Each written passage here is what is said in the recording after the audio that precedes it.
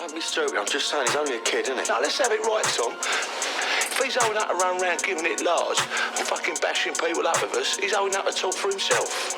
There's some talented people that's come out of Meridian, really, innit? Is it an area or? It is a state, but we probably called the whole area Meridian. Okay. You know what I mean? We've called it Meridian. What does Meridian mean? Is it something to do with water or something? Timeless. Timeless, is it? Timeless, yeah. So it would sound like a good name for a crew. So when we actually checked out what Meridian meant, rather than, Chatsworth Estate Crew, Meridian actually means timeless crew.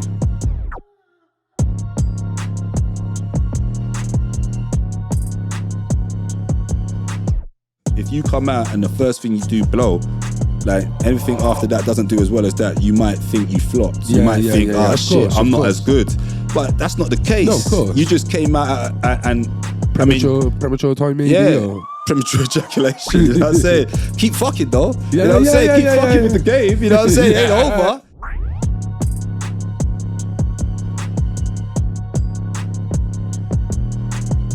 Luckily the charges were dropped, but I was innocent. That was my first taste of, shit, this, you could really be innocent and go to jail. Yeah, but we've interviewed enough of them. Yeah, but technically I was the boy that cried wolf because I had been doing robberies and I was on probation. You got away with 100. Yeah. You got caught for that one. Yeah. Well, maybe two. I didn't do 100.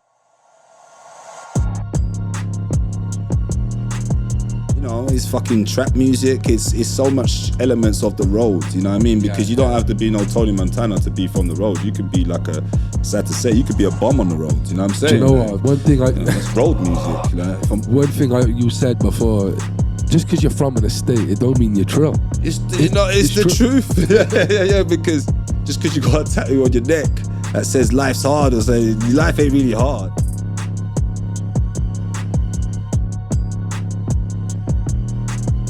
Staying active, man. There might be no trophy at the end of the tunnel, but if you're not in the race, if you're not in the tunnel, how are you gonna ever know? Yeah. Some people are standing outside the tunnel.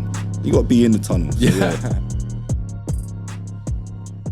What's going on, people? Welcome to the Central Club. This episode is brought to you by Re-Inspire Printing and O-Snap Cardiff. If you haven't already, make sure you press that like button, subscribe to the club, and hit the bell button to be notified of future content. The beautiful thing about the Central Club is that we're not tied down in what we do. As long as you have wisdom, a powerful story, or you're a powerful person maybe, you will have a place here at the club. One week we may have a pro bowler, and the next we may have an amateur astronomer. Either way, just know that the person we're interviewing is here for good reasoning. One thing we've promised is to take the podcast out of Wales and bring on guests from all over the UK, and today we've done that. I'll be honest, this one's a personal favourite. Stemming from a deep passion of mine, which is UK homegrown music, being that grime, trap, rap or drill.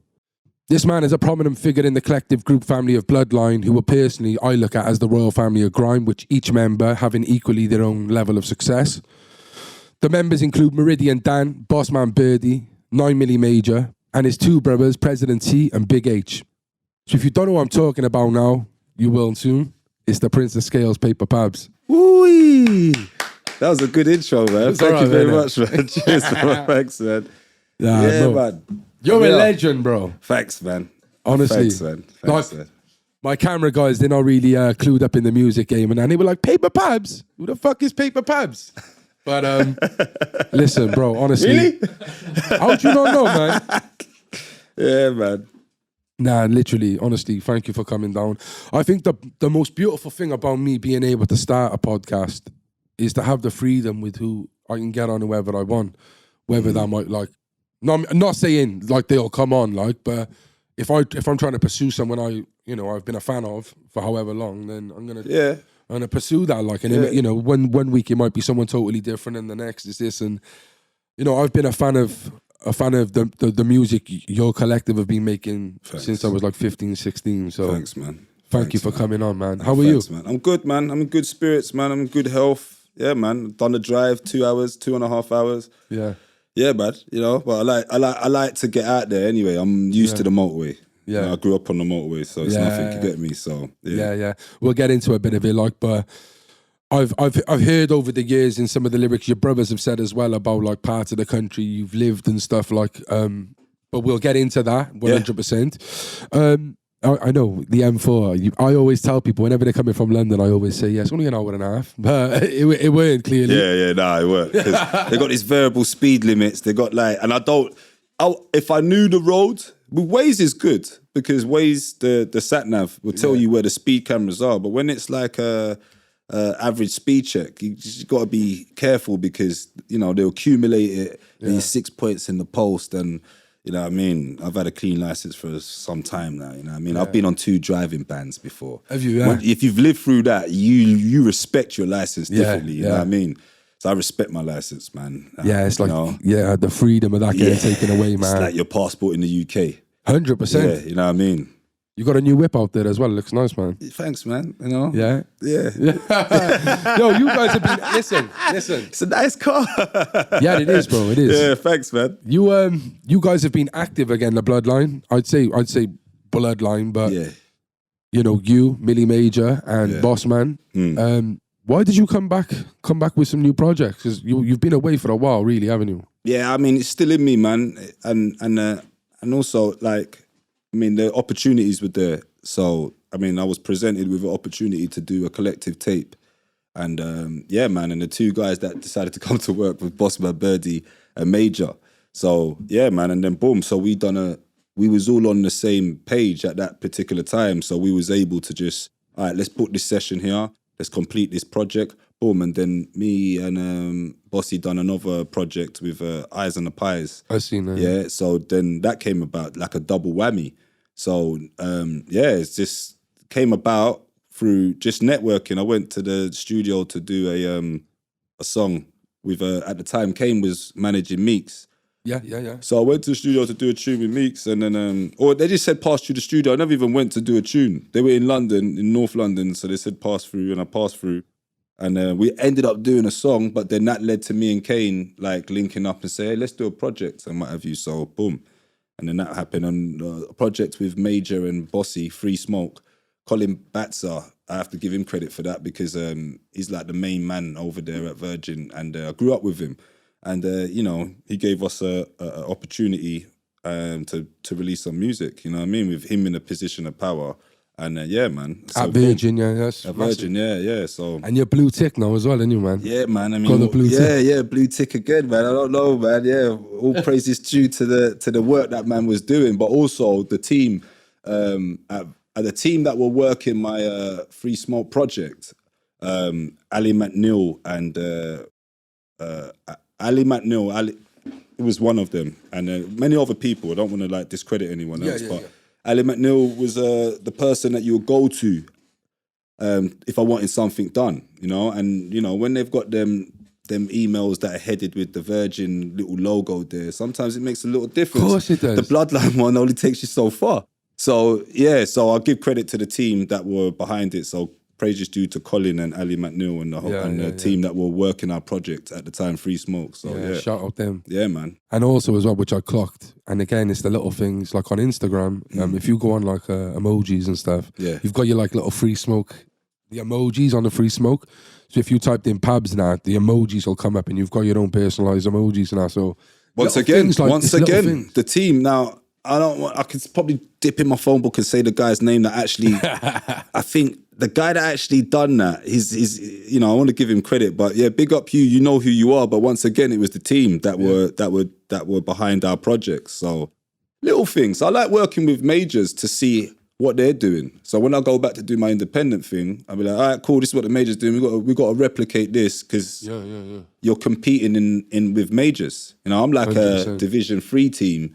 In the FA Cup final sometimes with these major players. So, just to be in that final is something to celebrate. Yeah.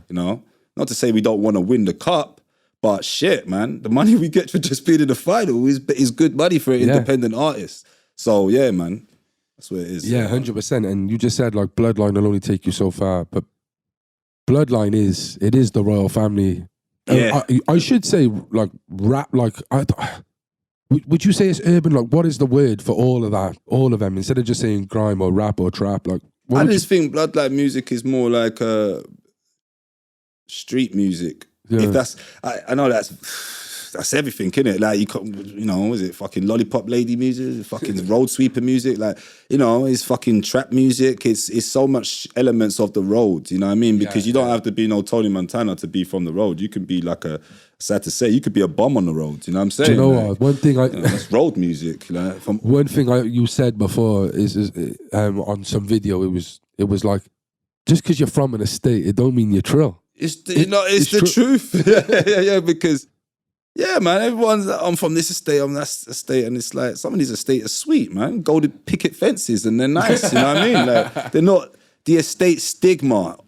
Just because you got a tower block, it don't mean. Yeah, I used to say the same thing. Just because you got a tattoo on your neck that says life's hard, or say your life ain't really hard, but that's what it was. But yeah, I was holding out. Those are the Pabby Wabby video days, isn't it? Mate, this guy, man, his videos used to have me in stitches. Yeah. And like, I used to look at you like, you're the guy. Like, I think it was because you had so much presence without doing any like music. Yeah. Because like, obviously, I was listening to grime music and all the other MCs in Bloodline were mainly grime music. Yeah. And it was like, how has this guy got so much clout and so much say in this group and he don't even do nothing? Like, he could be whack. Yeah. Like, do you get me? This guy could be whack for all I know, man. No. Do you get me? Yeah. It was a lot of, I got that a lot. In fact, this Pablo guy, man, he ain't done half as much work as me. But I mean, like, this was before, I guess, like, crews were organised. So one thing with Bloodline from early, I had the back end of it kind of like structured. With the public didn't know because it looked sporadic, but it was method to the madness. Like my marketing campaign was to make H just spearhead, and then we just support everything he does because he would bring us through to the promised land. Yeah, endorsements. And he was the hardest working artist in Bloodline at the time. I'll come to the studio and this guy's just there falling asleep. Like on the desk, like made like 5 songs. I'm like, fucking hell, this guy's the gold mine. Yeah. So we stick with him. So not to say that no one else was doing that, but H saw something in it that no one else saw at the time. So H foresaw like stardom and where he really wanted to be. So he knew exactly what he had to do to get there. So I just thought, yeah, all right, cool. Let's make H the leader of the vocals and the music, and we all stand behind him. Basically, we're the henchmen behind this guy. Anything he says, we agree with it to some degree, but also if anyone chats shit to him, protect him at all costs. Yeah. He's the money, yeah? Like, don't let anyone mess with this guy, you get me? So, yeah. Then H went AWOL. H went a bit too far with that. You know what I'm saying? H went a bit too far with that, but said way it made noise, you know what I mean? And my thing was to make noise, you know what I mean? Not necessarily make money at that point, it was more about making noise. And then from that came the opportunities to make a money here and money there at the time when there weren't really that much money in the game. Yeah, exactly. You know what I mean? Now it's different. Like now it is a lot different. Now. But like I think at H now, in this climate of how, it's on the radio, it's so commercial. It's not commercial, but it's accepted. It's definitely pop though, because the stuff that is like out now, it's pop. I would say that urban music is pop music now. Yeah. I would say that. Yeah, like that Central C retail therapy is pop music. Pop, yeah, I mean, it's pop music. Chris Brown's pop. Chris Brown's got tattoos, and and a lot of rappers in America are pop. So Central C is pop. A lot of everything that comes out that goes top 20 becomes pop anyway. So if these guys are top 20, it's pop music now. It's popular music. It's rap music, but it's popular rap music. I don't think back in the day pop music had the like cheesy stigma to it. I don't think it's got the same. It's not. It looks a bit less cheesy now. It looks like very icy. Yeah. Well, when it looks nice. I said, didn't it? Like when Skeppy or Strider, when they first or Chip. When they first done that commercial, that was cheese. It was cheese. That was Red Leicester. Thick Red Leicester cheese. That was mozzarella sprinkled on pizza. That was cheese. But they knew it was cheese. To make no mistake, they knew that they had to tackle. They knew that they had to compete with what was going out in order for it to blend in radio. Yeah. So you would have your radio song, or you would have your song that can blend in. Like Tinchy Strider, number 1, Skeppy, Rescue Me. I was in jail. I was in Edmonds Hill, I think they call it High Point now, whatever. But the prison, yeah. Prison, yeah. And I was in the room playing the snooker, and this video came up, Rescue Me. And believe it or not, everyone in that jail thought that was a banger. They thought it was a banger because... But you deep down was like... I thought, yeah, deep down... Because you know Skepta. So I know that he's... I know. Yeah, but I understood that in order for you to be T4 on the beach, or that playing on T4 on the beach, because it weren't fucking MTV based that we was watching, it was whatever was on Channel 4 in the social room. And in order for you to be on T4 on the beach, you had to make music that then people on the beach wanted to dance to and pop pills to and do all that. So it weren't going to be no Shutdown or DTI or, you know, at that time anyway. It definitely weren't. So, I understand that. But at the time, I wouldn't like it. So I wouldn't make it for myself at the time. But I'm happier with where the game is now, because the music that's making now, you don't really have to have a boundary, you know? It's if enough kids are streaming it, fuck the charts. You've bypassed the charts, you just got the bag, you know what I mean? So laughing. Yeah. But then again, like you said though, like the Virgin, to have that Virgin stamp and stuff like that is in a way commercialized, you would say, but it's still you know, it's strength and But I mean, also these people, they drop you if you're not hot. So there's always that element of it. So you got to know what you're doing. So if you come to those buildings and you make stuff that, you know, ain't paying the light bill at least, then you're out of the building. See you later. All right, and so would you say when Meridian Dan kind of went, he blew, didn't he, from that German whip song with H and stuff? Yeah. Do you think he went a bit was it still commercial then, would you say? Or would you say that was the transition, you know? There was the transitioning period of when, you know, like it was changing. You know, you had the Tinchy. That was probably the song that was cool to go commercial. Yeah. You listen back to it now, it sounds a bit like you can hear what you didn't hear then. But at the time, Heavy Trackers, it had like a little trappy sort of sound to it. Kind of blended in. It had like a little Lex Lugery, Rick Ross, had a little vibe to it that could cross over, and the Americans liked it. And but it was cheese, kinda like cheesy, you know. Was you about when that song? Stuff crust. You know, a little bit hidden. You know what I'm saying? In the bread. Was you about when that came out? That song? Yeah, I was about, man. I mean, I got offered to jump on it before Jamie did. Any regrets on that? Or? Of course, man. There's fucking money I missed out on, man. Well, not my biggest regret, but it was definitely an eye opener. The next time someone sent me a tune, I just vocaled it. Remember, I can imagine a Pabs on that. Yeah, I mean, I didn't even get on the fucking remix.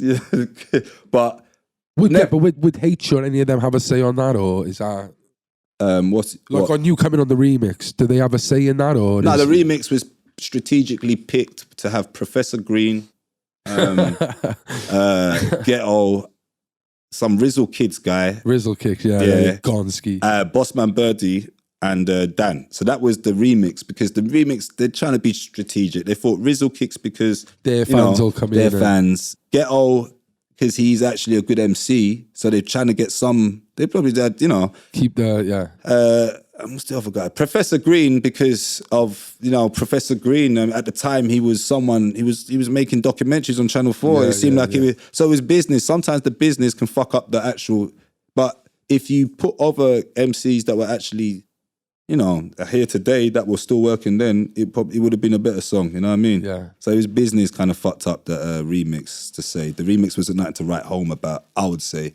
But it was business. At the end of the day, you got a trial and error. You know what I mean? How is Dan nowadays? You see him like? I don't really see him. Wasn't he with Lily Allen or something? Yeah, man, he was with Lily Allen, man. You know, I seen a video of him on YouTube, and someone was like the biggest flops of something, and it was Dan and Lily Allen, like, and it was like, you know, they should release the mixtape together, man. You know, that would have been good, man. You know, like when he was hot. Yeah, when he was hot, if they released the mixtape together, or even a song, it would have done well. But I don't know if it would have done well. It definitely would have fucking, I don't even know what it would have done. To the truth. Fuck knows. So what's he saying? We would have spoke about it now, innit? You know what I mean? But I don't really see Dan as often. Last time I saw Dan, little while back still, but I don't think Dan is active as much as he was back then in music. Like he looked like he was hungry back then. Back then, yeah. Hungry. I mean, because he was the last one out of the Meridian crew to really get a little shine, you know what I mean? Like, because everyone was actively doing things, and then Dan just spruiked up. He was on the radio, a couple sets here and there, but then in the Bloodline, when it was at his peak, he dropped a little bit of butter into the oil that was already hot, and it sizzled up. Yeah.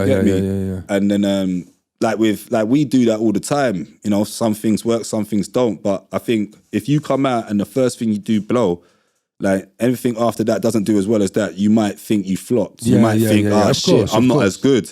But that's not the case. No, of course. You just came out and premature time, maybe. Yeah. Premature ejaculation, you know what I'm saying? Keep fucking though. Yeah, you know what I'm saying? Keep fucking with yeah. the game, you know what I'm saying? It ain't over. You know what I'm saying? Trust me. Yeah, man. I'll tell you someone who I think has spruced up a lot and have improved, I think, is Millie Major, bro. Yeah.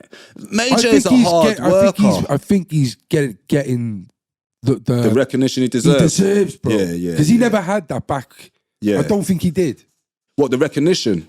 Or Right. So I look at Meridian Sidewinder set, still the best Sidewinder set ever. And I look at Bloodline's Logan Sama, the best Logan Sama ever. Yeah. If I look at that Logan Sama, I don't think he was on the Meridian, but if I look at the Logan Sama, I would have probably said, I know the boom, bam, beat off the mash was hard, yeah, right? Mm-hmm. Boom, bam, beat off the mash. Yeah, you know, Essex girl with a fake tan, all that. Hard. But I would have probably put him as the weakest on that set. Yeah.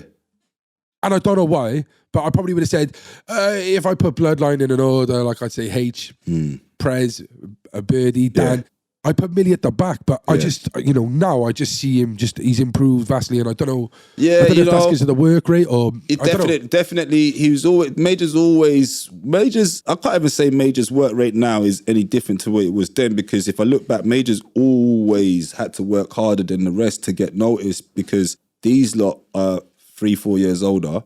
They were already established before Bloodline, and then so you always feel like you gotta I've got to keep up with my big cousins, because these guys are legends in the game. So even if I was the best rapper, standing next to these lot, it's hard because they're all good. Yeah. So you're like the best of the best, really. So it's like harder for you to make a name, to stand out with all of these guys. Just as you get onto that level, H might have a new bar. You're like, oh, fuck's sake.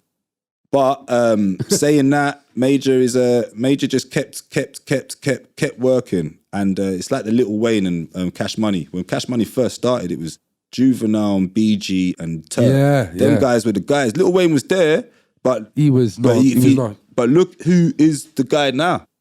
You know what I'm saying? So it's Lil Wayne. So Lil Wayne just didn't stop working because he had an advantage because he was younger. He still had years to catch up. Yes. So when these guys, not to say that they're burnt out, let's say that I'm burnt out, but when we take the back pedal and we want to chill out in the old people's home a bit, Major's still not there. So he's still got time to fly the flag and do what he's doing. But he's 100% improving lyrically, because as you do, you keep playing football, you keep going to training, you're going to get better. But more so, his work rate has always been unmatched, because he's always had to work harder than the average guy, you know what I mean, in his crew, because they were already... So Major's work rate is probably like one of the greatest things I've witnessed in my time in this career. Yeah. Like he's a workaholic, man. Sometimes Major will phone me up in the middle of the night, tell me about his projects and tell me everything, half asleep, but the passion in it, I'm half asleep like listening to it. And then it's one thing telling me about it, but then doing it, telling me, yo, I'm going to do this film, I'm going to put you in it, you're going to be the lead actor. I'm like, yeah, cool, I'm going to follow you up in a minute. I said the script. Yeah, cool. Rehearsals are tomorrow. All right, cool. Guy in rehearsals. You coming? Oh, shit, yeah. All right, cool. I'm going to go rehearsals. All right, cool. We're reading the lines. Pabs, you say your lines. I'm like, fuck, I didn't even learn them. Are you serious? We're actually doing this? And Lippy's there. All these other people there, we're actually doing it. I'm thinking, fuck, learning my lines. Looks like I can't fucking read because I don't know my lines. So I'm pretending like I know the lines and I don't know the lines. So it's looking like, I'm fucking 6 and I don't know my phonics. So it's like, and then... But so I go back home and I learn the lines to the T. So the next time we're doing the film, thinking, Pabs is going to need like more time. A1, like, because I just thought, right, if he put all of this effort into this, I've got to go home and learn these lines like that. I've got to show him that. Yeah, I'm proud of you, bro. Like I want to be as good as you did writing the script and acting. So I don't want you to do this in vain. But yeah, man, he's a hard worker, man. You're a hard worker as well, oh, bro. You've got so much work out there. Yeah, man. It's extensive. Yeah. Crazy. Still going, man. I'm not going to stop, man. Yeah. And for those people who don't know, like, obviously I'm going to take it back a little bit, but like, you're all related in some kind of way then, yeah? So just if you can just let the people know the relation of the bloodline. Yeah, Major's our cousin. Bossman's my cousin, and me, Birdie, and Bossman's my cousin, and me, Prez, and H are brothers. Yeah. Yeah. So you know when you just said then about when we were thinking about doing the project, the only ones who came up or who wanted it was Millie and Boss. Did you put it out to everyone in the group that I want to do a project? Yeah, I mean, I hollered at H. H contributed to the Eyes and the Pies. So he gave me a verse for Meridian.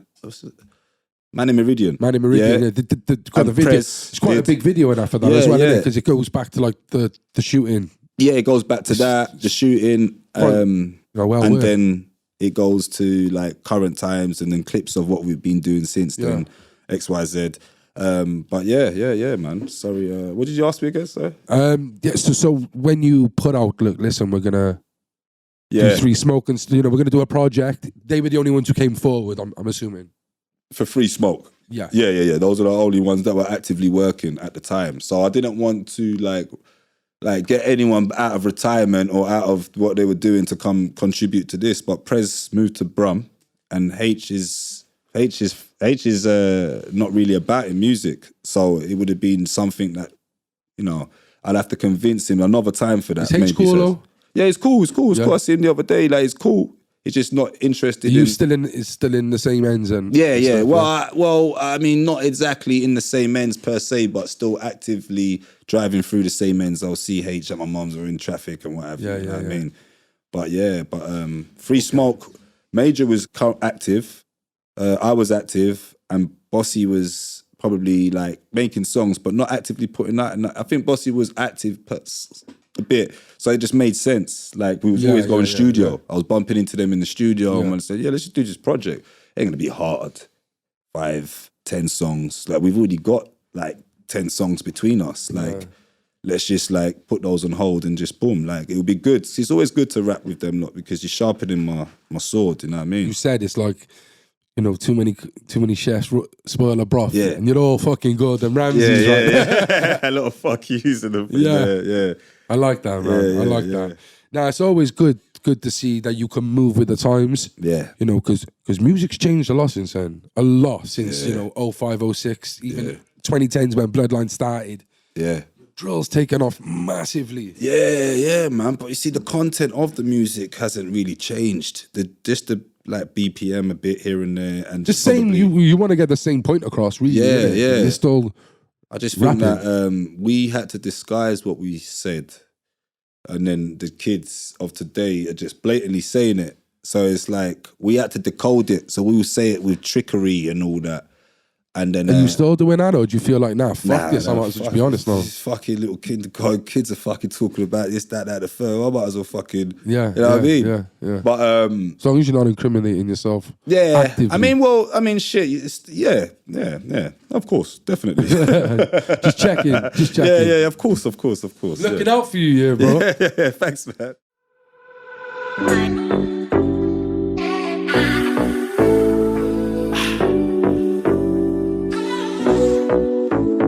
Let's go. Freedom.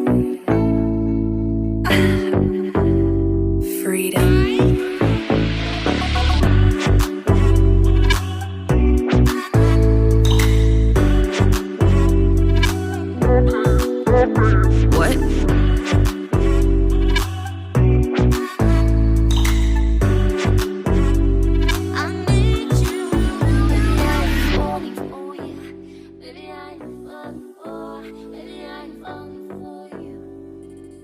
Do you need a work uniform? Want to start a clothing brand? Or maybe you have a football kit that needs a logo printed? Well, if I was you, I'd get in touch with the Re-Inspire Printing Company down Treforest Industrial Estate for the finest printing and embroidery in Wales. I use them for my custom-made mankini, but you could use them for t-shirts, hats, hoodies, and many, many other things. Right, so listen, I just want to just dive back a bit just so people, because, You are kind of a mystery, really, for people, you know, in Tottenham and places. People probably know, like, but... So, where was you from originally, and how did you end up in Meridian? I was born... Which is an estate, by the way. Yeah, man. Birmingham originally, like come out into this world in Birmingham. Dudley Road Hospital, now City Hospital on Dudley Road. I think that's Winston Green. Winston Green. I think it comes under Winston Green. I'm not sure. Yeah, Winston Green. Probably, because the prison's not too far. I've been to Winston Green. Oh, yeah, you've been to Winston Green? Yeah. Have you been? I've visited people there. I ain't been behind the wall mad there. Jail, bro. Is it? Yeah. Mad. I was on the Victorian side, B wing. Oh, okay. Which is the old side. Yeah. But it's a big jail, and I was in there 2013, just before I left. I went to Stokey, and then the riots happened. Oh, it was a crazy jail, bro. Yeah. Fucking Man. hell. But it's actually in the ends. Yeah, it's actually it's like a Pentonville. It's actually in a middle of, you know, some jails. Chopper are like, was out every night, like yeah. So Winston Green, my memory of this. Some jails out in cornfields and shit. Yeah, you know what I mean, in the sticks. The Cat C ones, which are like, you know, long sentences. Yeah, of course. But yeah, man, I remember I was with my auntie's friend, and she drove round there. She was just beeping. And I was like, only a little kid. And I was like, why are you beeping? My friend's in there. I just want him to know. I told him I'm going to beep at this time. And, oh, no. That was my response. So what the fuck? But I can imagine. He's waiting for this beep. And he's like, yeah, that's my girl, you know. Yeah. People do that, bro. Yeah. People do that. Yeah, because the jail is in the bits. You can drive out there and be beep, beep, in Cardiff beep, beep. prison, yeah? Yeah. So it's in the centre. And they built another side, yeah, for the lifers wing. It's been here since like 97 now, but that side, there's a car park across for all the prisoners and for people who work in buildings surrounding it. And like Saturday nights, you know, it could be any fucking night, depending if, you know, but girls go up there, get their tits out and yeah. You know, like, you know, people protesting, my son's innocent, they put a banner on there, and people like, yeah, you can just chat to people over the wall and that. You know? Okay. Friday night, girls will come and stand on the gate and just chat to, is my boyfriend in there? So and so. Yeah. It's mad. It's all right. Yeah. So yeah, you're from Birmingham, because we've been talking in it, and like, you know, it seems like you had a lot of trouble up there. Well, you know, I mean, that's not where you moved. My influential years of what I would say made me the man who I am was in Birmingham, you know. Really? Yeah, you know, you get tested, and I guess those are my years, because those are my impressionable teenage years were spent in Birmingham. So whoever I was, when I returned to London, I thought I was already who I was already. You get me, from the influences that I had in Brum at that time. Yeah. So yeah, I mean, I was born in Brum. I grew up in London from 4, and then I went back to Brum at like age 14 to go and spend time with my nan. Didn't do well in school in London. In London, yeah. Yeah, so we had to go, us 3 brothers went to go live with our nan. And then that's from 14 to 19. What was that? A bit of discipline for you? Was it off Nana or something? You know what? As bad as we appeared to be in the school, I mean, I don't think that we was bad, to be fair. I just think it was just the Harris brothers. I just think that was there's, you know what? I didn't realize our power until I got older. I didn't realize a power or influence of 3 brothers. Yeah, in a year apart. Harris bro. I got this Harris brothers from my area. 5 of them. Yeah, there you go. Yeah, like everywhere you go, there's a set of Harris brothers. Man. And they're like, yeah. So like, I didn't realize, but I've already gone through school not being Prezt's brother. And then H goes through school being Pabs' brother. So you're already initiated into something. You know, I didn't really have to work as hard as Prez probably did to get my name out there in the school. To be established anyway. Yeah, I came through as his younger brother. I was hanging out with when I go into secondary school, I'm hanging out with the olders. So I'm looking at the guys in my area, hey, you little shits. Losers. Yeah, losers, man. But then I'm doing that for H and Bossy when they come into the school. So I'm like, yeah, you lot roll with me, man. You cool. And then boom. So it's like, yeah. But I didn't realize the influence that I didn't realize, because, you know, I might have been subject to, if I was on my own, more fights and stuff like that. Yeah, you of know course, what I mean? course. So yeah, you're protected when you're strength in numbers. Yeah. But yeah, so 14 to 19, living with my nan. But she wasn't strict at all. I don't know what my mum was thinking. I mean, shit. It was my Jamaican nan. So like, I'm a fully Jamaican. I don't say that like, oh, I'm a Jamaican nan, I'm a Barbadian nan. But my nan, I went to go live with my nan, and she was hardly at home, but she used to work She used to cook in this lodge. She was part of this lodge, so she would go and do the cooking there. And then, or she would be at bingo, or she would be at the market. So Nanny wasn't really at home. You was doing your work, I come home from school. I was able to come home later because Nanny weren't at home, and then Nanny would have the food there. We'd have to do our chores and stuff. Have to be respectful, but I mean, I think my mum put us there because it was in the sticks, so it's out of harm's way. Yeah. So I think that was you're gonna go live in the sticks. Went to go live in the fields, and it was like boring. More so, you know what I mean? Then it was like strict. It was more like, I come from a city, London, to go live in Sutton Coldfield with my nan. And that was very fieldy and all that. So the outskirts of Sutton Coldfield. Yeah, so my nan lived in Sutton Coldfield. So, it was a good... It's not even like you're in Aston or somewhere like you're in Sutton Coldfield. Yeah, so probably racist as well. Part of it. It definitely was. It was racist, man. I mean, I remember my memory of going to the shop to phone my friend at the phone box to get some change, and go to the phone box. I was trying to get a paper round. Thought I need some money for McDonald's, man. Shit, money's tight over here. So I went to go get a paper round. Went to the shop, phoned my friend. And I'm talking to him about Birmingham. It's boring. What you doing? He's in London still. And this is what we do because we never had mobiles. We just phone his house phone. Hopefully he's indoors. And then someone says, "Oi, nigga."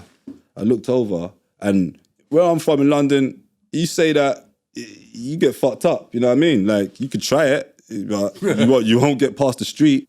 So I've got that same mentality. What the fuck you talking to? What?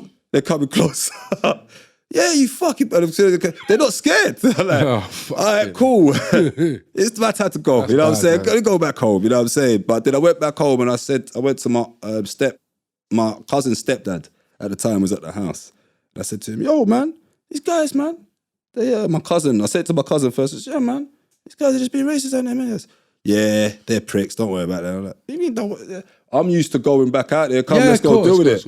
And then it's like they've normalized it, or they've conditioned to it, or for whatever it is. And I just didn't understand it at the time. But my auntie's boyfriend, when he came back home, he wanted to drive around and look around for them because he was an older man. So to him, like, he's from it's not acceptable to him, and he's not from there anyway. He's just there because his partner's there.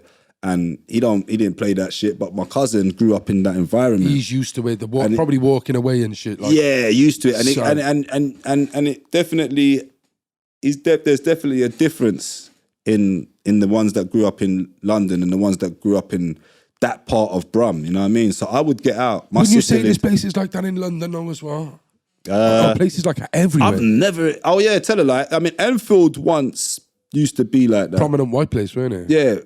But it used to be. But then if you go further up into Cheshunt and then Broxbourne and then further down there, it probably used to have like problems. But I've yet to actually first-hand experience it. But I've heard stories. Yeah. But when the riots come, it's like Compton in the 60s. Was it the 60s? Compton was like a white area. Did you know? Have you seen that thing with Bashy? It's called Them. You know what? Bro, he kills it, brother. Now. Is that a series? Yeah, it's like a Jordan Peele type of thing, like Us or Get Out. It's like that, but it's on about like Compton before. Yeah, I watched the first one of it, but I didn't really get into it. It's weird because it was weird. That's why, because it was advertised like it was something, and then I saw that it was a bit weird. So I thought, okay, all right, cool. Another time for that. I wanted something a bit more backy also. Yeah, but cool. Yeah, I thought he was gonna be wicked with it, but yeah, man, freaking Birmingham, bruv. It was. You was involved in some trouble though with someone. Winnie a Burger, was it? What's his name? That guy he was your co-defendant. Was that when you was in Birmingham or no? Oh yeah, when I went Brinsford in 16 or 17. It was that age. I left school and then I was supposed to go back to Birmingham because school finished now. The aim was just to finish school. But Mum called me and I was like, "Mum, I don't want to go back. I've made friends here. I'm in Birmingham." Yeah, okay. So I was officially converted fully back to my original self. I had the accent, everything. I was fully converted Brummie. I never actually lost the accent. I mean, my London accent's probably different than an average London accent because it's probably got like curves. It sounds mad. Yeah, it's got little curves. So sounds like I'm rapping when I'm talking sometimes. Yeah, I swear that's what it is. Yeah. So. But freaking, so yeah, man, I didn't want to go back. I had a girlfriend, I had friends, you know, I enjoyed it. You know what I'm saying? Like, it got to the point, I didn't like it when I first went there. I was vexed. And then, you know, I settled in. You became like, yeah. Yeah. So I'm rolling around town with, you know, my friends, but more so, I like the fact that I didn't have no one to answer to, you know? My mom, my nan was older. She passed away while I was living with her, God bless her soul. So then I went to go live with my other family members. So I lived with my auntie, and then I went to live with my sister. When I started living with my sister, it was like, wow, you know, I'm like an adult in a child's body. You know, because she was only my older sister, but she was only younger herself. At the time, she might have been 26, 25. So when I look back at the age of that, what that is now, it's like, yeah, she was just letting me do whatever. I could smoke weed and do all of those things. Stuff that I couldn't do at home. My mom, my sister was cool. I could bring my girlfriend back, you know. Nice. You know what I'm saying? Those type of privileges. If mummy's old school, and if mum's old school as well. I could play PlayStation while I'm blazing a suit. I mean, shit, like, you don't get much better than that. Yeah. Gran Turismo, you know, putting the suit out. Like, I felt like I was a proper adult, you know. That was what I wanted to do. I used to see the adults do that. I think, yeah, one day I get my yard, I'm going to get a PlayStation control and just a suit and an ashtray. That's all I wanted to do. And then, so I got freedom from my sister. And then, I didn't want to go back, man. So then I got caught up in the street robbery era, because it was like Nokia face-offs. And everyone was just licking off phones. Before they immobilized them, you could steal a phone, give it to the shops, resell it, rah. So I got caught up in that. There wasn't shotting and all of that other stuff. It wasn't even on my radar. So I got caught up in that, got arrested, got probation, community service, and then I was going to do it, and I said to my sister, I don't want to go. She was like, if you don't go, you're going to get arrested, though. She didn't really have that power over me. I was like, I ain't going, I don't care. She's giving you the advice, but... Yeah, but she didn't really have that power. But that's why I wanted to... Not that she didn't have that power. She could have kicked me out. But she's my sister. I was like her soft spot. I'm her little brother. But she would advise me, but said, like, you know, it's not like my mom telling me, yo. But at the same time, I've realised that the higher power is the law now. You know, my mom can't save me from the police station and stuff like that. So I started doing that, and then I was with some guys, and they were allegedly involved in a robbery the week before, and then I was at an under-16s party, and then and then I was with him, and then we just got ambushed by police and said that we was involved in a robbery the Saturday before, and I weren't involved in the robbery at all. I had footage that I was in a party. But back then, you couldn't to get that footage, you needed to know the cameraman that was recording the party. You got to hope that you can be seen on it. And it was just, how can I do that from jail? I don't even have no one's numbers. It's not like we had a phone. We had to have a phone book, like a real phone book, and everyone's numbers. So my credit's running out. Can you get Butcher's number? Can you get his number? Oh, that's a long... It's like I couldn't get it. Luckily, the charges were dropped, but like I couldn't actually, but I was innocent. That was my first taste of, shit, this, you could really be innocent and go to jail. Yeah. But we've interviewed enough of them. Yeah. But technically, I was the boy that cried wolf. Because I had been doing robberies and I was on probation and I was breached my... You got away with 100. Yeah. You got caught for that one. And, maybe two. I didn't do 100. I don't think there's a statute of limitations in the UK. But thinking, so I went to... We got arrested, man. And then, boom. I had probation that I never done. So that's a breach anyway. That's 4 months to 2. So already I had to do time. And then the guys that allegedly done the robbery, they were out and I was left in jail. So it was an eye-opener that this robbery thing is stupid. It's dead. Dead game. Like I was in... like smash and grabbing in the 90s, joyriding. Yeah. All them, like you said, armed robberies and shit. Man. Or just robberies. And I saw some guy was in there. He was just a cool guy, man. And he used to just not be in no beef and nothing like that. And he was in there for shotting. And then I said, so what do you do then? And he just told me, yeah, man, do this, that. I'm like, oh. So when you getting out? And I was like, okay. then when I got out, a car drove past. It's like a movie, you know, a Corrado. You know, this car was sick, VR sick. I think it was a G60. Slowed down. And he was like, yo, Wagwan, London, because that's what they call me in the jail, because I was the only London guy there. So he's like, Wagwan, London. Like, shit, hey, Wagwan, Ruben, what's good, bro? He's like, yeah, we did. Got to my hostel. You know, you go out, get a hostel, da. And then I went to a hostel. He came in, and then I just seen the guy had rings. He had the car. This guy was 17, 18. How you have all this shit? And that's what opened my eyes. And I thought, bro, you get the same time for that as you was to rob someone. If anything, depending on how the robbery went, you might get more time. Of course. You know, this guy is back on the same shit. Came out back on the same shit. God bless his soul. He passed away for the wrong reason as well through that game. So that was another Killed eye-opener. Killed in a car. He was driving. I think he was getting chased by police, and car crash, and then smashed. People don't see too much of the gritty side to it today. They just see the glamorous side and do it. Yeah. But I was in jail. Sorry to stray off the subject. I was in jail with a guy called Rodrigo Sims. SS. Is that the one you put up? Is it on your TikTok? Yeah. So Rodrigo Sims, me and him, and a guy called Andre Campbell. So we were just cotch. Like back in the day, you just walk around Birmingham city centre town and just chirps girls, you know, I don't know, tap a guy's pockets, you know, just trying to just get out there. Yeah, just being a kid. A bad kid, good kid, whatever. But so that's how we would link up. I see you in town, or whatever, I go knock on his door. Well, I don't think no one could knock on my door at that time. My house wasn't really a knockable house. But, you know, I was one of those kids. You can't knock on my door, I could knock on yours.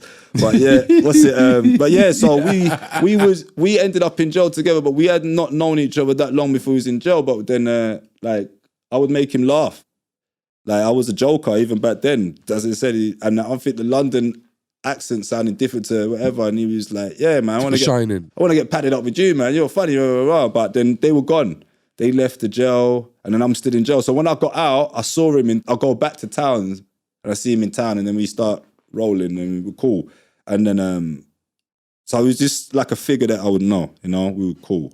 And then when I come to London, and I see the papers, and I see that, I'm thinking, fucking hell, that's crazy. These, some crazy stuff happened in Birmingham. 2 sisters passed away. What have you? What's that?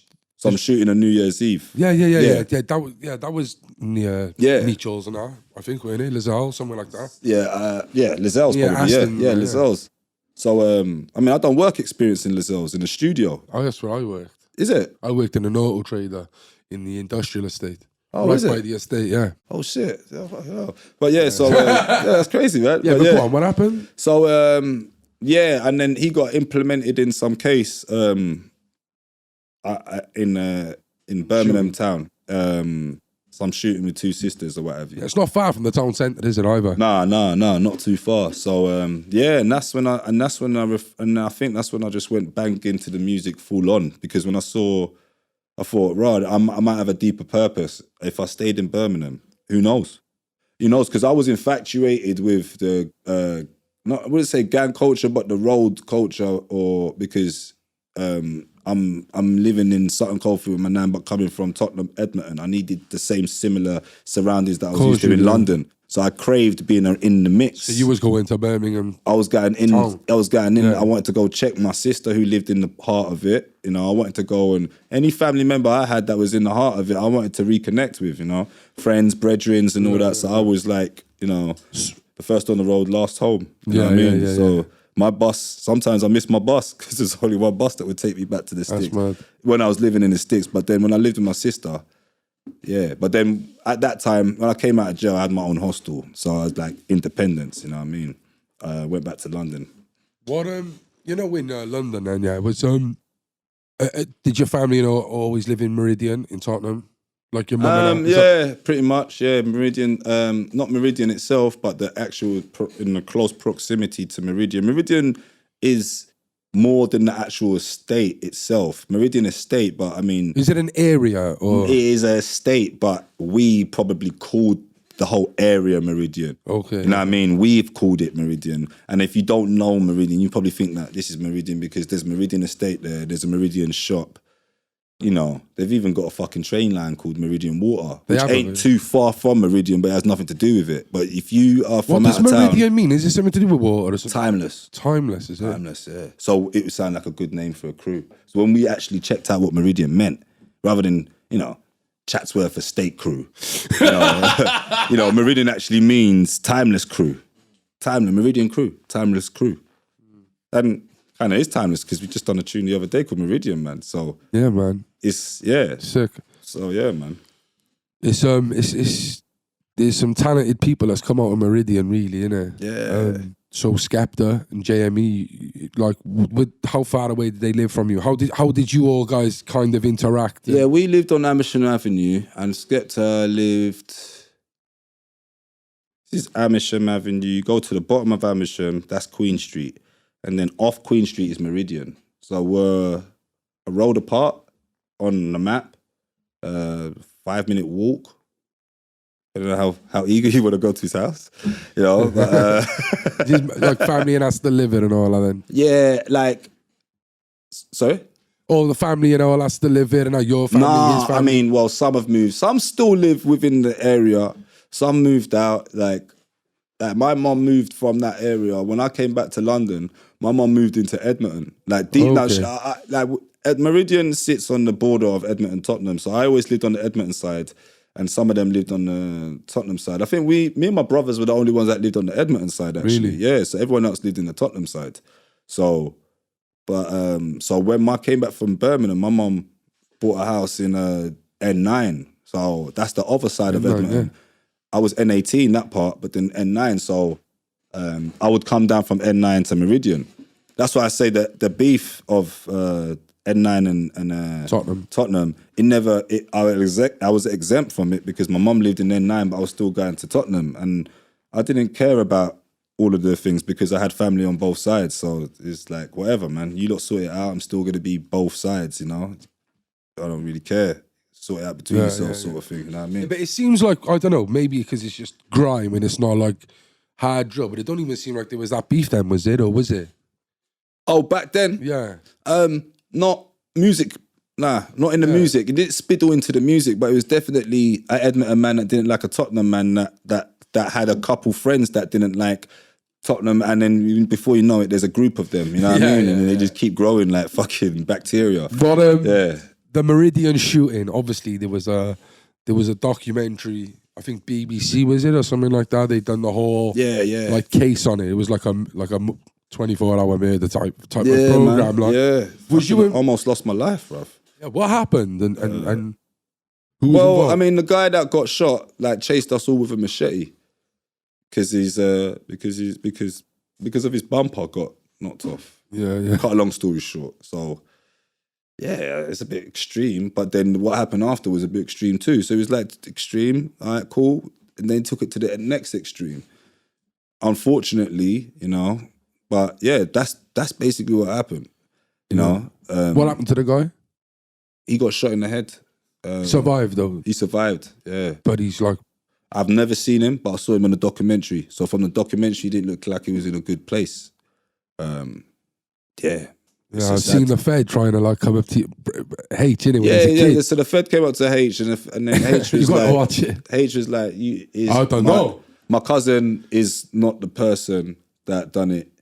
You know, my cousin ain't the person that done it. So why are you doing it? Because they knew. Then Prez got done as well, didn't he? He got arrested. Prez got arrested. Food in was it his missus? Yeah. I mean, yeah. Yeah. Did he get? How long did he get for that, Prez? Nah. Prez didn't. It was Prez. Prez. They found Prez was not implemented in that because it was not Prez's house, so he was innocent. Yeah. Okay. Smashed it. Yeah, it wasn't his house, man. So yeah. But anyway, so what was I saying? The Meridian shooting, the guy chased us with a machete, man. Yeah, and then he got shot in the head. Yeah. Like, it was unfortunate, man. I mean, it didn't need to be anything like that. Yeah. But he got shot in the head, man. Poor so guy.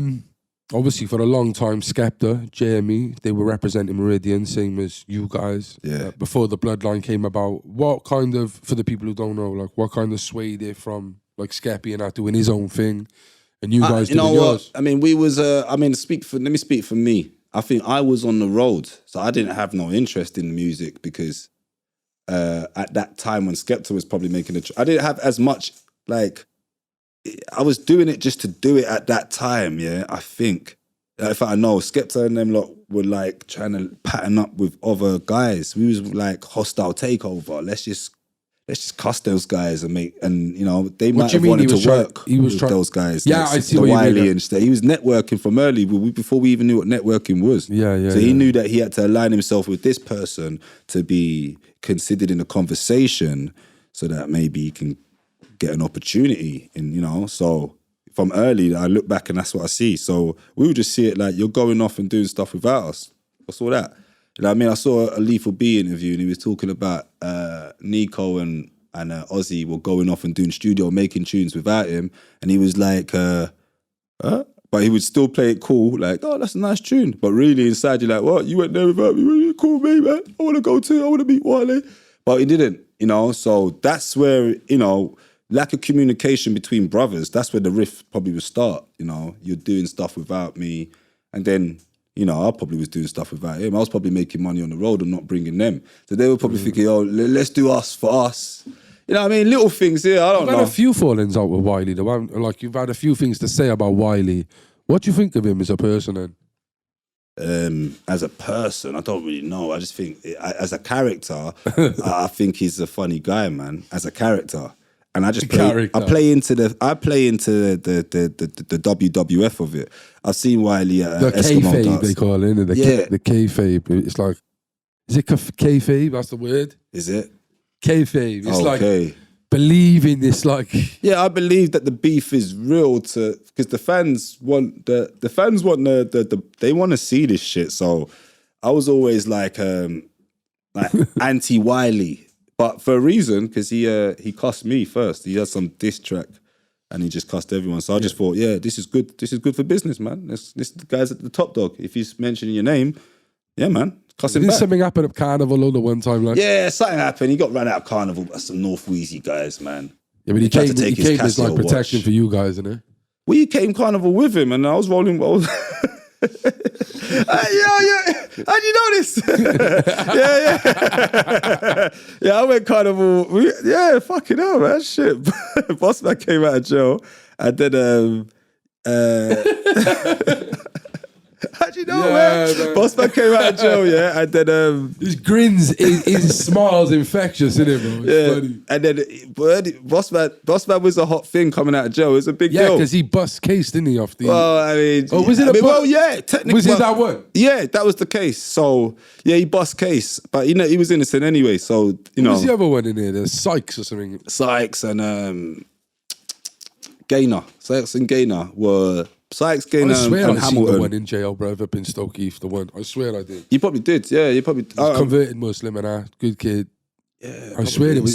It sounds like him, yeah. It looked like him, bruv. And he was from London, this guy. This is 2013, 14. I know, I didn't really know him. I know his brother more. His brother raps G-Man. G-Money from Wood Green. What? So I know That's his brother, is it? Yeah, it's his brother. It? Yeah. So I know G-Man. Like, so Wood Green, yeah. I know a lot of them Wood Green, man, because I would like... He's an alright rapper as well. Yeah. G-Man's like...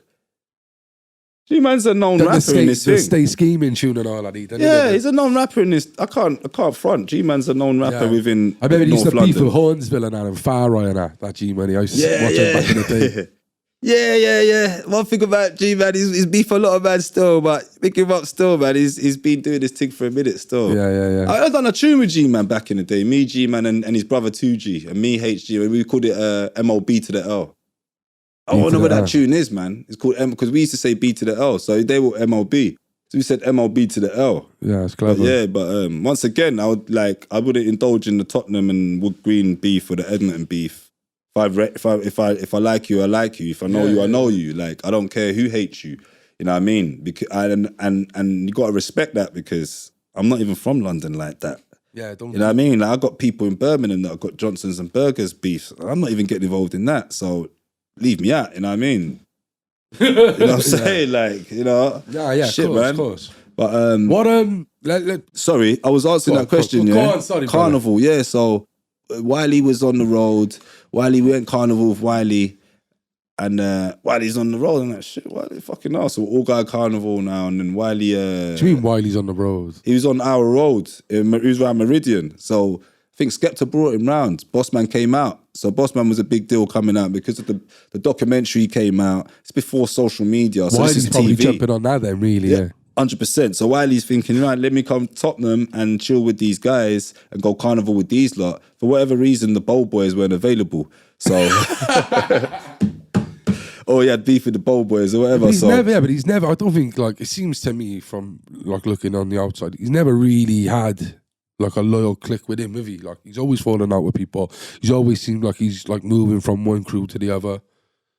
Yeah, I don't know. I think it's just like sporadically think. A lot of people in grime have got bipolar, man. You know, like I think they're just like a bit like grime is the house for a lot of like crazy individuals, man. I mean, spraying your bars, it's a crazy sort of sport. So someone could be off. And you wouldn't even know because you think, that's just grime MC, innit? Yeah, it's normal. Yeah. Coming in the room, screwing everyone. Try to do that in the office, bruv. You get sacked tomorrow. Like, you coming in screwing, you know what I mean? So, Wiley was on the road. We was all like, fucking hell, that's Wiley on the road, fucking hell. And then he went to the Carnival, and then, I don't know, guys were surrounding him. But he was walking around the Carnival like he was the leader.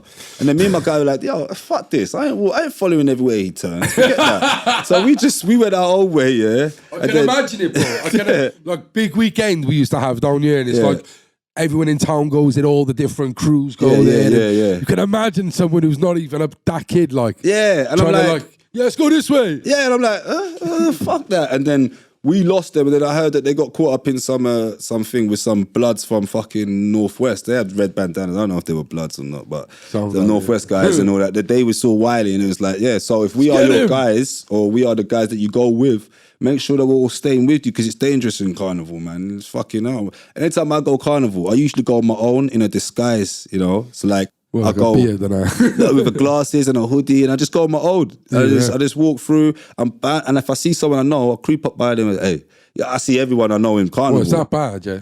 I would say it's bad, but for me, I'm gonna get spotted. So I want to go Carnival like I know, like someone that ain't got a bait face. I want to like Michael Jackson going to fucking Fort Park in a fucking clown costume. Yeah. So like, I'm going London Carnival, and someone will stop me, man. Spray a bar, blood, spray. I'll see that as a disrespect. Joe. Spray some lyrics at the window. I just, traumatized. Like, what are you talking to? I know. And it could not be 16, that. bruv. Yeah, and it could be just a fan wanting to just hear my 16, but I'm thinking, are you taking the piss? Oh, no. So I just like stay out of it. Yeah. I go Carnival. I don't want to go in a gang because that's going to cause too much. I'll go Carnival one man up. I see people in Carnival. I'll leave Carnival with people, but I creep in, I park on the outskirts and I creep in and I walk in. But Carnival hasn't been for like 3 years now, or 2 years, so. Yo, you what I? Nah, cold, bro. Not gonna lie, I'm a bit itchy. What you mean? Bro, I've been using that big razor, man. I think I've got an ingrowing hair from it. Oh, for fuck's sake. What should I do? This is for you and the fansake. You need to go cop up a manscape. Comfy to toss like a pancake. Cause now I don't look like a damn ape. I used to be hairy, my family a Greek. But now I am trimmed and my bits are on fleek. Now I get nookie when under the sheets. And the back of my balls don't chafe on my cheeks. I recklessly trim in the dark. The ceramic blades are not sharp. I dangerously shaving the night with the help of my LED lights. I feel like a 1 in a million. Wetting up girls like amphibians. I am not into Brazilians. Thank you, manscape, you are brilliant. And that's it, bruv, trust me. Yeah. Like, life-changing. I used to always say I'm a shower, not a grower, but now thanks to the mower, my ting hangs lower. Yeah, Cole, what about the ball sweat, man? What you mean? What about the sweat, bro? Sweaty sacks are not deserved, so I'm getting them slapped with crop preserve. And once you're down there checking for bumps, make sure you're checking for lumps. Pebble dash when I trim my mustache, mow the lawn, then I'm gone in a flash. Used to shave, then I show in a rash, but my Bic's gone straight in the trash. Nice one, Cole. You've really put me on there, bro. Not a problem, bro. But like I said, for you and the fans' sake, if you want to check out your Manscape, then hit the discount code. All capital letters, Stay Central. That's all bold writing, yeah? Like my balls. Stay Central. You need to cop up a Manscape. Yeah. Old man was an MC, weren't he? Who? Your old man. Yeah, my dad is, still is. Probably some Robbie fucking... off Arsenal TV, bro, was on that video, bro. I couldn't believe seeing that. Was he an MC then as well? Or Yeah, was that just a joke? I've never met Robbie. But You know your dad then, obviously. If I show him the thing, he would know who my pops is, you get me? But yeah, so he was an MC. My mum's a singer, so they're both musical. You know all the time. You know what I mean? So it's like, boom, like freaking... it's just in me to be writing bars. My Goo Goo Gaga was probably rhymed. Yeah. You know what I'm saying? Like, but yeah, man. But my pops was an MC. But he had no influence in my music at all because I didn't grow with him. So I guess it's hereditary. But it's not like I came into the front room and he was like, yes, son, 1 and 2, make three, and he was rapping to me. Yeah. I knew my dad was an MC. My mum spoke of my father in that light of him being a musician, so I would know. And then every time I would go places, oh, your dad, yeah, I know your dad's lyric. We had some lyric called 299 or whatever. He was quite established then.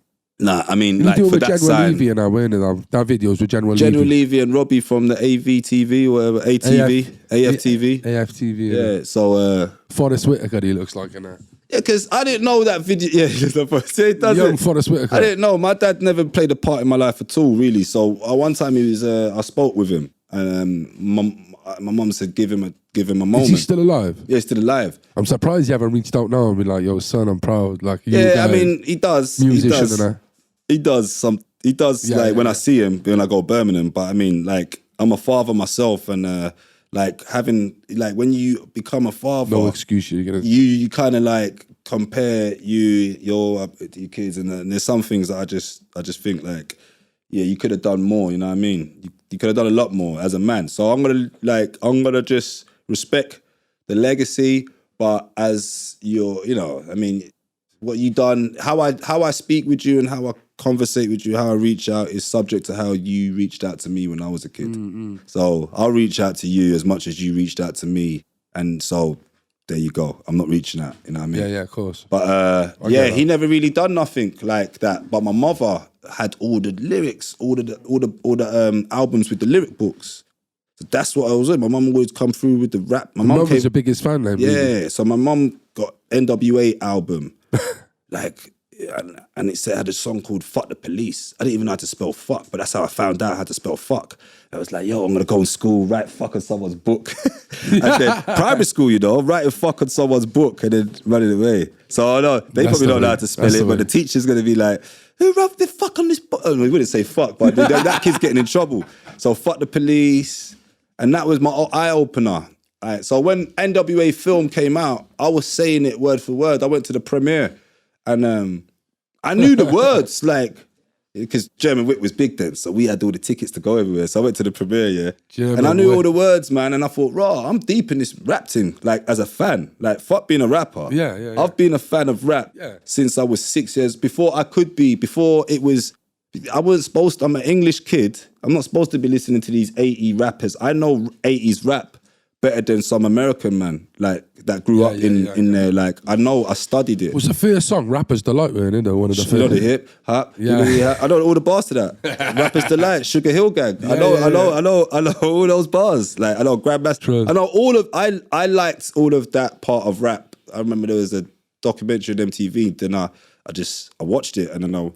And Grandmaster Flash and all of these guys. Yeah. But I'm too young to know that era. But I think that carries me in this music thing because I know when a rapper like 50 Cent is referencing an 80s rapper. A lot of people don't realise. Rick James, shit that. Rap is just always, that's why I rap. That's why I still rap now, because I was actually a rap fan. Fan of rap proper. Yeah, and I think that's why you're so kept your originality 100%. You could have easily jumped on the grime. You could have been the deadest grime MC there was, but just be there because Meridian were relevant, but Yeah. you stayed your true colours. And Yeah, man. Didn't even know if rap was gonna be the fucking. Didn't even know rap was I gonna think surpass. I think the drill is kind of like an evolved a meet between grime and rap, though. I And I agree. think you're smashing it on it. I agree. So I think like the temp. I don't have to change my style that much No, to it's be on that. good, Like, man. Yeah. One thing I want to say as well before we go is the big HP money thing. Yeah. Like, was you around when all that happened? I was in the crowd, man. I was in the So crowd. do I you- even smashed so- a glass in the fucking crowd because I was pissed off. Well, At, people mouthing and all that, were they in the crowd? I mean, yeah. So like, there was half the crowd was in two halves. There was like P-Money H crew. fans and yeah. So I didn't want to I like met my P-Money, crew. man. I met Is him it? in town? Yeah, he got me into one of his nights in town before he couldn't find the club. And I said, if I show you where the club is, bro, will you let me in? And he went, yeah, man. I went, it's there. He was outside, bro. And then I got in, and I was like, I'm not gonna just hang around now, but thank you, bro. And it just left. But no, like I've always been a H. I was always H, and even now I met P-Money then, Yeah. like him, Blacks and all them cameraman sketch, Yeah. but I was like H all the way. Cameraman sketch, fucking hell, yeah. Yeah. What's he doing now? I don't know, man. Shit, Remember cameraman him? sketch. Do you remember I that little him, yeah, man. Shit, he used to done a lot of shit. He was a Cameraman Chronic sketch. and all that, and he used to with Jammer. Yeah, cameraman sketch. Big up, man. I ain't seen you in ages. I heard from you, but P-Money, yeah, I was there, man. Half of the crew was there, and I could have stood where the artist with Skepta and Bossman was, but I'm like, I'm gonna be in the crowd, so I want H to see me, and I wanted to know that, yeah, man, I got you, man. Like, because, you know, you look at the crowd sometimes, you know what I'm saying? But I want you to know. Yeah, they're all behind you. Yeah. You want to, I and get if anyone that. says anything, you're going to try to throw something, punch them in the face, I'm Yeah. right there. So it's your like, little yeah. brother, isn't it, as Yeah, well? yeah, there you go. So like, they agreed to 3 rounds or something like that. Like, they got paid for 3 rounds. And then just before to go on stage, Jammer was like, yeah, we're going to let it go. If the fans want it to go on, go on.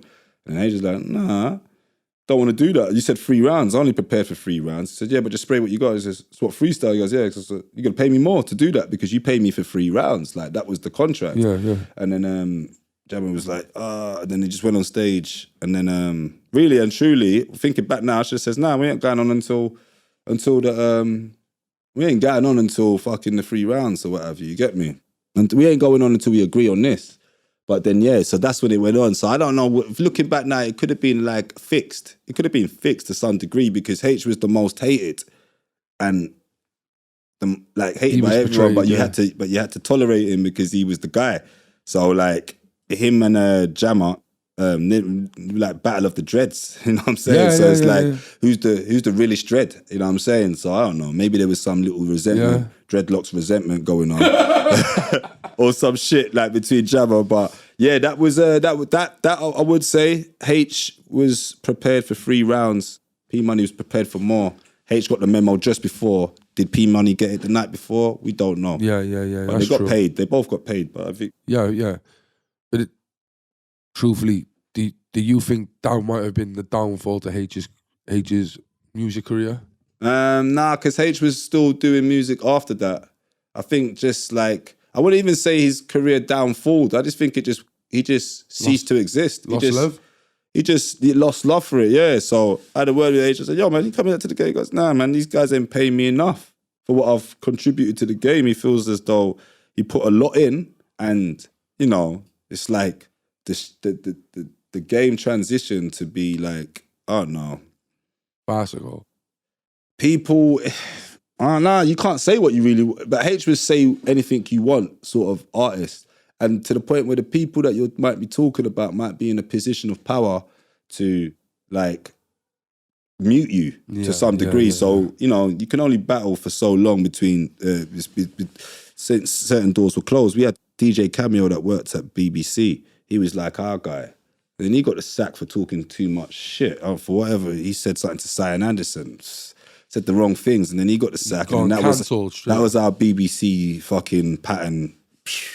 And then but we're in like Kiss and Logan. yeah, so we had Logan, and then Logan once again they lost the show for Grime. So then that was our and then Who lost the show? Kiss, they stopped doing Grime for whatever reason. So Logan had a Grime set and then they stopped doing That's it. mad. And then Spiral. we had I think Spiral's everyone's friend He's though, just- so he weren't really for us, you know what I'm saying? Yeah. But then we had Limelight, but then he was Asian Network, you know, so yeah, it's cool, but you know, there's a lot more races. There's a lot more ethnic groups in this thing. Like, you know, Asians love us, but we want the blacks, the whites, we want the Chinese, we want all of you. You know what I'm saying? So it's like, so the game was transitioning, but we had a good run, a good reign, but you have to keep reinventing yourself and stuff like that. That's what you're doing, bro. Yeah, just keep at it. So, you know. Do you think H will ever make another project? I mean, he's still got a studio, he still makes music. One thing is that even though I'm quiet, I still make music. Prezt, he still makes music. Same with H, he still makes music. I go to the studio and say, you putting this out? I've got a lot of H music on my computer. What type of music? Rap, you grime. can be making anything, right? It's 140, so it can be anything. I can put it on anything. Trappy and yeah, so it's just 140. H just only sprays 140. So if I make a 140 beat, I could put H verse on it. Yeah. You wouldn't know whether it was fucking from 2010 or now, really. It's just, you know what I'm saying? So, yeah, but he gave me a verse for the Man in Meridian. Yeah, Man in Meridian. Yeah, Man in Meridian, and he gave me a verse, gave me a song and a verse for my album Trapanese. So he's like one of them Andre 3000. Thanks, man. Glock 19, take out your team. Yeah, Glock 19, take out your team, yeah. So, bro, listen, send him love, bro. Yeah, I will, bro. And that's on behalf of the grime scene, bro. Yeah, like, I know that, definitely. bro. Not just from me, but yeah. people love H and would love to see him back, bro. You know what? A H documentary or a H film, you know, something like that. You should do that, bro. He definitely had an impact in the game, you know what I mean? And he was similar to you as well, like on the grime dailies, the grime reports, where like he was iconic with some of his the stuff he did as well, like, do you know what I mean? But like Fire and Smoke and all that, like, yeah, he man. did some hard projects. I mean, we bro. laid it's like the person that made this building doesn't really get to enjoy it. But nevertheless, people can come in here and do stuff. But the person that made this building, you know, that's why a little plaque on the building to say this person built it goes a long way. Yeah. You know what I mean? So it's like, yeah, man. I mean, that's what it is. It's the gift and the curse of being the founding fathers of a genre. You don't get your just dues, you know? Like half of the guys that are out here now, they don't realise the They've diamonds. had it given to them, bro. Yeah. It's been made for them. I bought that fucking diamond chain. You don't fucking know it. You know what I'm saying? And that's why, bro. That's why. Like that's why I've got you on, bro. No, respect, because bro. That's respect. like literally, bro. That's how I feel, bro. Yeah. Love, you man. guys are the ones who started this shit. Yeah. You know, all that era of, you know, anyone your age you look at, like, Thanks, you man. guys are one of the most Thanks, man. realist and, Yeah, man. you know. But the story can only be told if someone's still here around. So that's why I try to stay around. So me being around is keeping H's legacy alive. Bossman's, Prez's, Majors, the Bloodline is keeping it alive. You know what I mean? So as long as I'm about, I'm always going to talk history. man, You know what I mean? So yeah, man. What's the future got planned then for Pabs and Bloodline? I've got some project I'm releasing. I was gonna call it Trapanese 2, but because Trapanese came out in 2018. It's flown by that, bro. Yeah, so and the COVID and all that. So I don't want to like call it Trapanese 2. I'd much rather like just call it something else. But like, some of the bars got Trapanese 2 in it. Was Prince of Scales, was that a project then? But with Prince of Skulls was / Man the Myth album. Man the Myth. Yeah. The Man the Myth. The Man the Myth, man. Yeah, man. People think that's my best work, man. Shit. I mean, it's a different time. But Savior. Man. Savior, yeah. Out of 5. Yeah, I know more, bro. Yeah, man. Yeah, Yeah. bro. Savior out of 5. All right. Just quickly then, your top 5. Yeah, you don't have to go in deep, but just top 5 most iconic, or your Mount Rushmore. Not of American. It's UK. It could be rap. It could be grime. Who are your Mount Rushmore of all time? You know, most influential artists in the UK, and you got to give 4. Roots Maneuver, could Witness the Fitness was probably something that made me think, yeah, all right, cool. You know, I don't know what he's doing now, but these are all things. Roots Maneuver. My mum likes that tune. Do you get me? Like anyone likes Dizzy that. Rascal, man. Boy in the Corner still seems to amaze me, man. As a matter of fact, when I'm driving back now, I'm going to listen to that album, man. And that made me want to rap, you know what I'm saying? Soul Solid, but if I had to pick out of the Soul Solid, because you can't put them all there, it's too much heads. Asher D, man. Yeah. Asher D was my favourite Everything rapper. he's doing now is like still relevant now as well. Like, you know. Got to give Asher D his props, man, because I said that the other day. Asher D has been in this thing. He done something called Storm Damage, and I saw him in that. He was an actor. Yeah, so I was already familiar with him as a kid. Bro. Was it Get Rich? It was on Get Rich or Try Dying as well with 50 Cent. Yeah. But before that, he done I know, as a but I know. But that's what I'm saying. He's done so much shit that you just bare BBC original films as well. He's done Gems. that are good fucking films. Yeah, that you know, they should be on Netflix. Fuck's sake, you know what I'm saying? But Asher D, he he's been in this game and he's still doing shit now, blood. This guy needs a fucking statue in fucking Peckham or wherever his part south is from. But friggin', he's an influence to me, man. Like friggin', I remember when I was a kid in Birmingham, I saw him in a black cab and I recognized him from So Solid Crew, and he was like, he don't even know. He don't even know. I don't know, man. You know, but that was yeah. And then I done a film called London State of Mind, and so we all done some photo shooting London Bridge. But once again, he don't even know. But I'm just seeing Asher D. So throughout my whole career, I'm like, shit. And then so I'm watching Top Boy, and I'm thinking, fucking hell, I want to be in this, man. Obviously, I don't want to be in it that bad because I never turned up to no auditions, but friggin', you know, but shit. But yeah, Asher D, man, he's definitely like a guy that doesn't get his flowers. Now, do I think he's the best rapper in the world now? Probably not, but he definitely made me want to rap. Yeah. And I listened to him like, Storm Damage, I'm out the window, no face when I bust. I don't remember the bars, but I remember the songs that I liked on that album, the first So Solid album, Asher D, you know what I'm saying? Romeo was hard, but Asher D was like lyrical. That guy actually thought about it. Of course. Bars, like lyrical, so, and then seeing him doing what he's doing now. He had the rap background though as well, didn't he? Yeah, rap background. And yeah, man, H is definitely in there. And then, You can have one more. UK. Who's a good UK? I mean... Bro, I know they were quite cheesy, but I'm talking like Sway, Mike GLC, people like... No, I know. Back in the day, these were the first. Kalashnikov. I say, you know what, as well, this is more about influence more than it is the people that I rap with. Because I think Blade, Dubs, I think all these guys are hard rappers. Yeah, these loads. But I'm just talking about people that made me like think about this thing. So I just had the guy's name in my head right now, man. Fucking hell, man. So you just thought Blade... I think SAS, sorry, Euro Gang. Yo, Euro do you Gang. know what? Someone talked like, because there's D Block Europe now, innit? Yeah. But I was like, there Dipset used to Europe. be one though, back in the day, a Dipset one. Yeah, Dipset And Euro Gang. that was SAS, yeah. So they like made me believe that because I was a heavy Dipset fan, so they made me believe a British guy could rap. Yeah, that it's possible that like you can.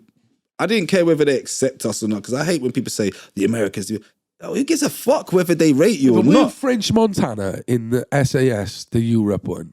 I swear, or he might have collabed in a few songs. I think he collabed with them, when he came over. Yeah, but I remember them. Yeah, but they made me think, right, this is it's possible. Like, you know, and then they done a song with me on, they did a remix to one of my songs, and it's like, fucking hell, man, they came to the studio, and shit, man, this guy has actually been this close to Dave Dyer. I mean, hey, let me rub shoulders with you, man. Maybe I might get a bit of luck, you know what I'm saying? So, yeah, man, them lot there, like, they're another people that they're like us.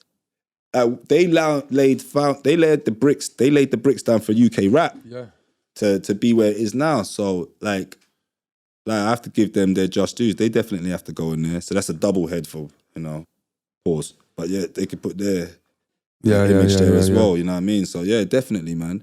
But needless to say, these guys might not be like top of the charts now or running the game, but like would you say that they're guests on my show in my head if I had to, like the Central Club. Yeah. They're definitely people that are, you would want to chat to. Yeah, they probably can't get 1 million views like in one day, but I guarantee people need to be educated by the person that got the 1 million views was influenced by the person of them. It's a domino effect, you know what I mean? Someone sounds like me right now, probably doesn't even know who I am, but the person that he grew up listening to was inspired by me. Yeah, so it's all like a, you know what I mean? Yeah, of course.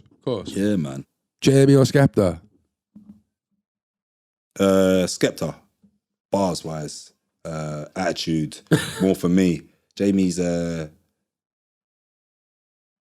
probably second choice in that term. If I had to listen to an album, I'd probably Skepta's album more than Jamie's. As a person, who'd you get on better with?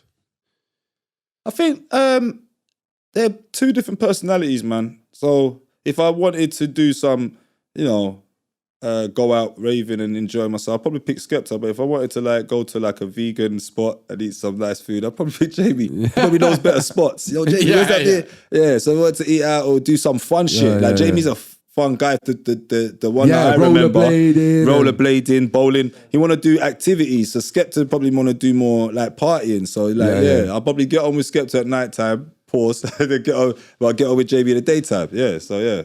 I was what's Prezt saying? Is he good? Yeah, Prezt is good, man. Prezt is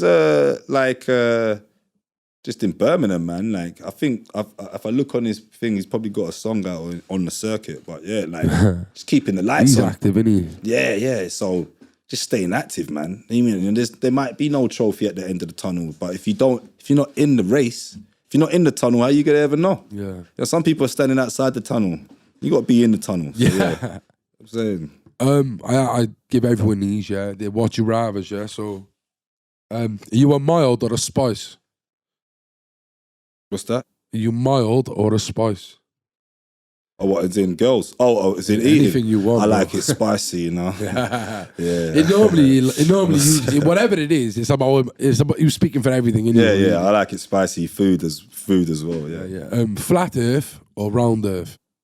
I think the flat Earth has got some points, man. Yeah. Shit. No one's actually been to space to actually see. You know what I'm saying? So it's like, we don't actually know what so, but we are actually on a flat. I like your maturity about it. I like your answer, man, because people just seem like they know and they don't know. Well, we're actually walking on something that's flat, so chances of it being flat more than it's round, I mean, shit. Yeah. I mean, I know what a hill feels like. I know if I'm walking on a hill, innit? Shit. When I heard the flat Earth, I never outruled it. I thought, yeah, probably. Shit, we're surrounded by water. It could be land. There's never toppling over, spilling or nowhere. Who's actually been to space that isn't a government official or works for the government agency that has to pass bare security to even get the job in the first place?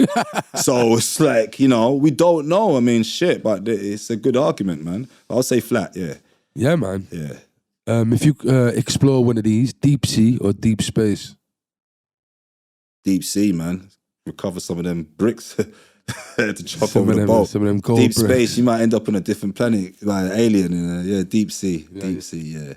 It's underground cities, underground worlds. You meet some aliens down here, bro. Yeah, underground worlds. There's actually underground cities. Atlantis. This guy knows a lot, eh? Atlantis, yeah. I know about all that shit, man. Yeah, do you believe in that? I believe there was a lost city, definitely. They reckon it's in they call it the Eye of Sahara. It's in Africa. It's a mass, and you can see it from space. And they reckon like it's obviously dried up over years and stuff, but that's where they think it was. And they also think it was the Azores, Portugal, just off the Canary Islands. They reckon that might have been it as well. So, what, mermaids and all that? Or it sank. It sank. So it was already up and it sank. Yeah. It's a mad one. But Plato, innit? Yeah. Shit, it's hard to talk about Loch Ness I'll Monster. tell you what we talk, Bossy puts it in his lyrics a lot, the Freemason shit and the rock, real shit now, bro. I've looked into that a lot.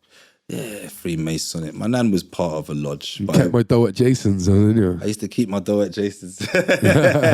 Big up Jason, man. Yeah, Jason, my guy. No, this bit is what was H on about? Yeah, in his lyric when he's on about Winchmore. That's a place, is it? It's an area. Yeah. Whole time. We used to a little place up here. We used to have a couple spots in Winchmore, like bandos. So we used to be in the bandos in Winchmore Hill. But Winchmore Hill ain't like a gangster area or gully, or it's just like full of fiends. It wasn't even full of fiends. That road in particular was full of had a couple houses, and it was just a quiet area.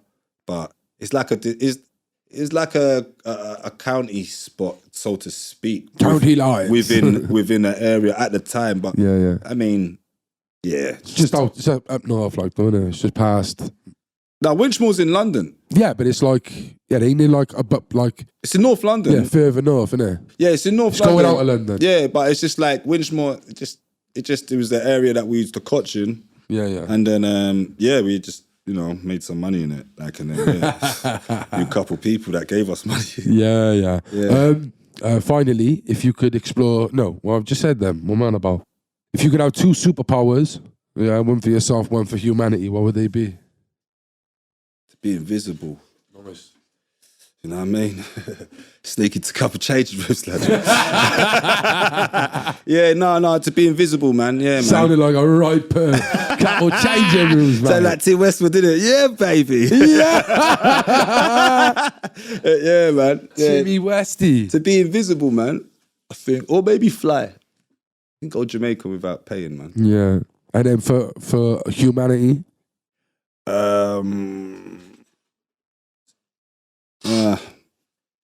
Yeah. I just probably like end hunger. Yeah, like, you know, give everyone a little mango tree or something. Yeah. Pabby, man. It's been a pleasure, mate. Honestly, it's been Bless, a fucking man. Bless, pleasure. man. Bless, man. Hey, Bless, anything bless. in the future? Anything you want to say to the people? Yeah, stay tuned, man. Paper Pabs, the man, the myth, Walk Grab a Sniff will be like releasing music non-stop, films. Maybe I'll be in Top Boy Asher D. Holler at me, please. Stay central. Yeah, stay central, safe.